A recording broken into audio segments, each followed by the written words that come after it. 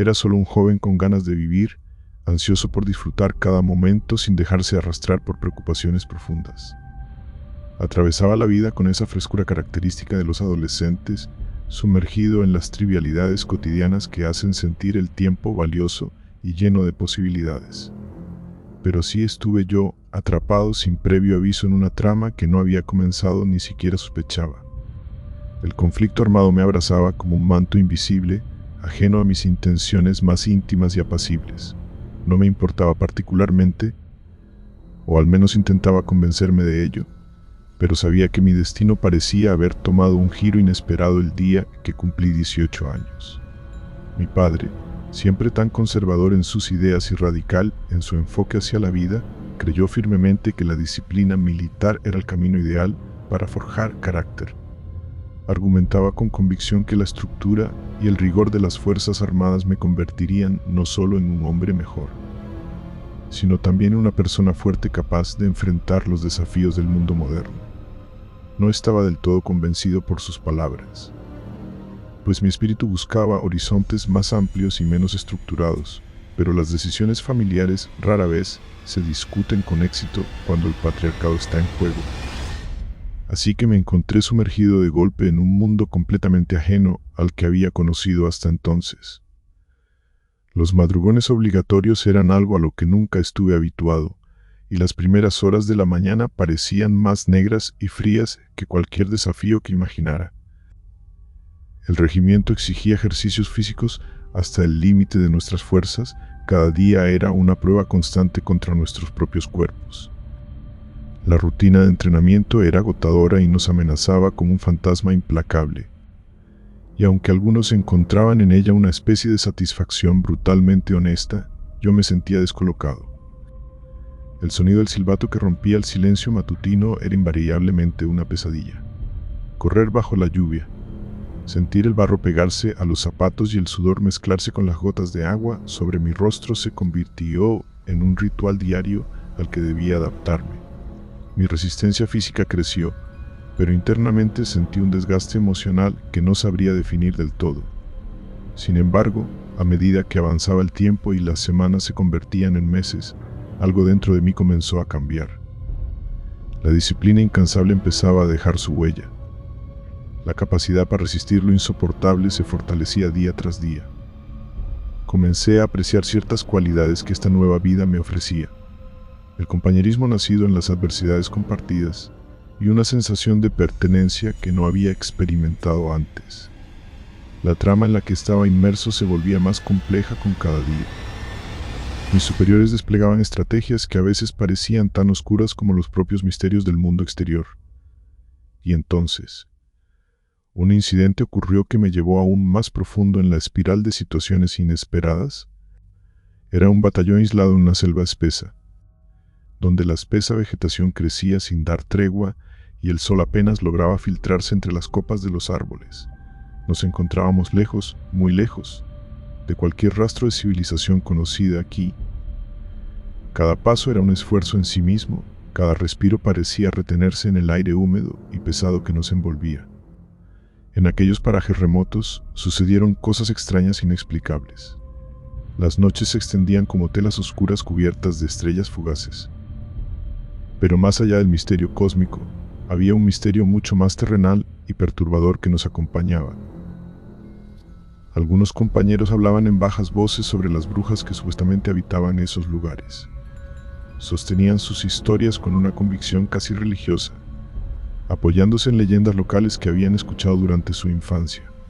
Otros, más escépticos y racionalistas, rechazaban estas creencias como simples supersticiones del pueblo. Sin embargo, a medida que pasaba el tiempo y las inexplicables ocurrencias aumentaban, incluso los más duros se veían obligados a cuestionar sus certezas. Yo solo sabía una cosa con certeza: no era normal. La selva parecía tener vida propia, un susurro constante que te seguía por todas partes, un murmullo sordo que resonaba en los rincones más recónditos de la mente. Por las noches, mientras el resto del batallón dormía en una especie de sueño agitado, yo sentía una presencia inmovilizante. Intentaba gritar, pero mis labios estaban tiesos, incapaces de moverse como si fueran piedras pegadas a mi boca por una fuerza invisible. Mis ojos permanecían cerrados, pero mi mente estaba despierta, alerta y consciente de cada detalle que la selva oscura tenía para ofrecer. Escuchaba el viento entre los árboles, era un susurro constante que cambiaba con las corrientes del aire, a veces suave como una caricia, otras fuertes e intimidantes. El canto de aves nocturnas se mezclaba en este coro natural, algunas notas elevadas y agudas, otras profundas y roncas. Cada sonido parecía estar cargado de significados ocultos, como si estuvieran comunicándose entre sí a través de un lenguaje secreto que yo no podía descifrar. Era consciente de todo lo que me rodeaba, el crujir lejano de la tierra removida por alguna criatura nocturna, el destello ocasional de un ojo brillante en medio del bosque. Sin embargo, estaba completamente inmóvil. Mi cuerpo era como una estatua, paralizado en el tiempo y en el espacio. En esas noches eternas, me preguntaba si aquella sensación de misterio y peligro era algo que se proyectaba desde dentro de mí, un reflejo de los temores e incertidumbres acumulados durante mi estancia en la selva.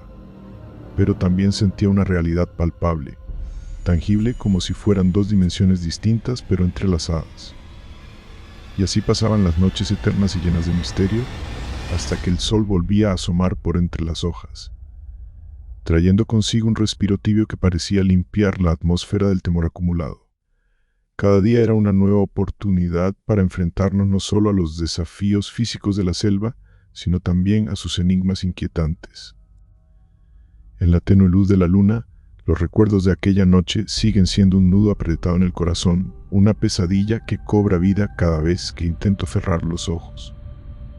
Habíamos sobrevivido a tantas tormentas, con hostigamientos de grupos armados como telones persistentes en nuestras vidas.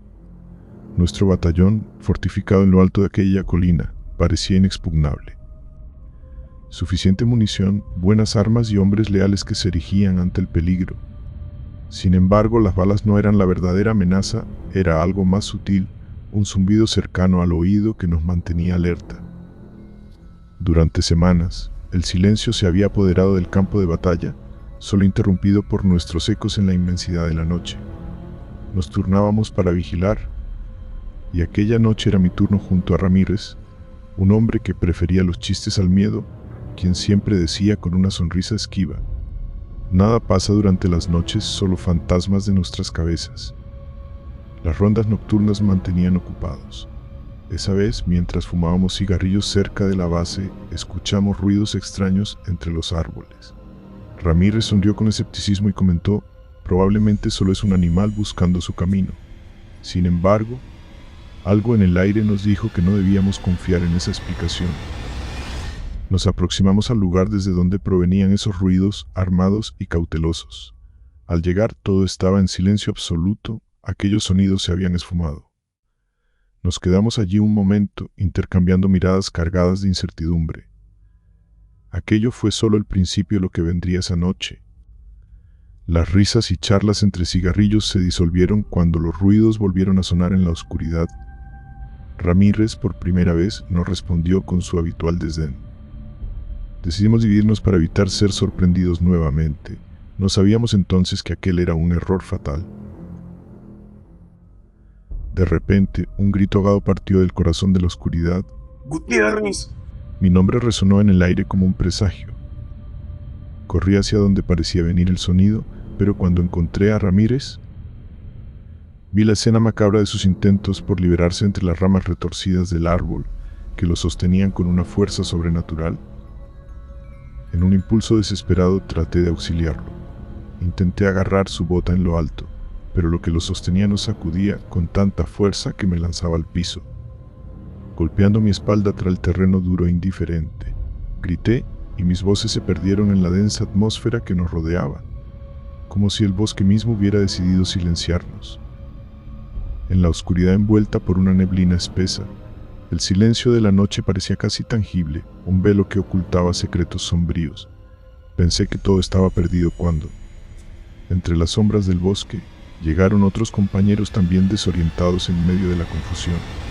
Allí estaban los restos de Ramírez, flotando como un espectro entre las ramas retorcidas de un árbol, susurros de dolor resonando en el aire frío. Intentamos lo que yo había intentado antes, agarrar su bota, arrebatarlo a aquella fuerza invisible que lo torturaba. Pero la misma desesperación nos consumió.